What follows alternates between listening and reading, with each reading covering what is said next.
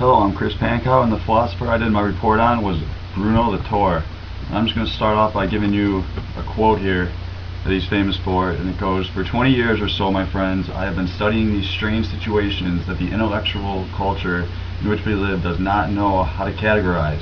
For lack of better terms, we call ourselves sociologists, historians, economics, political scientists, philosophers, or anthropologists. But to these venerable disciplinary labels we also add a qualifier of science and technology," said Bruno Latour. Latour was born in 1947 in Burgundy, and he was from a wine-growing family. He was first trained as a philosopher and then an anthropologist. He had major love for science. All his works in the field, he put in extra time. He was one of the smartest men, as he had a good education.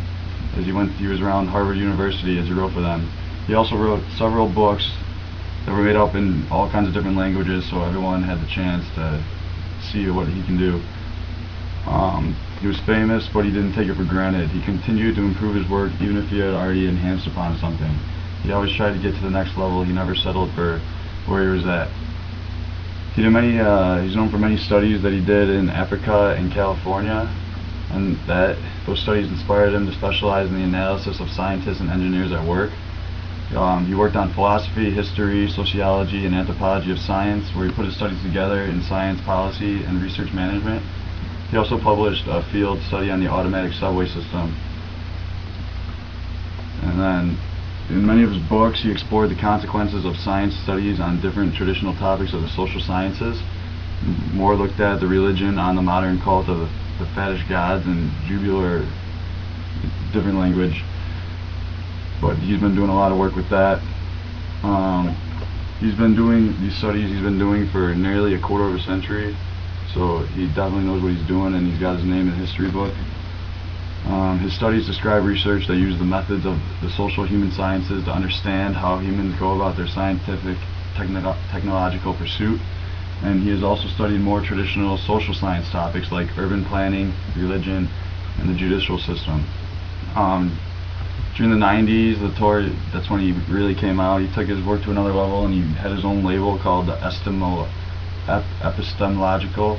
And this is when people really looked at him as a role model, and they really were inspired by his work.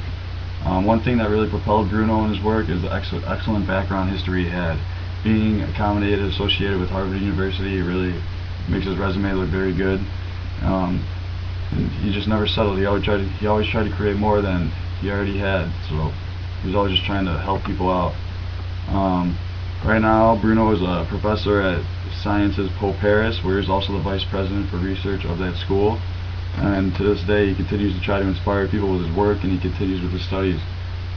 His hard work ethic has made him successful because he did things that people would never think he'd be able to do. He just changed the world in different ways. More importantly, he continues to try and teach people he knows, so the technology will continue to improve over time.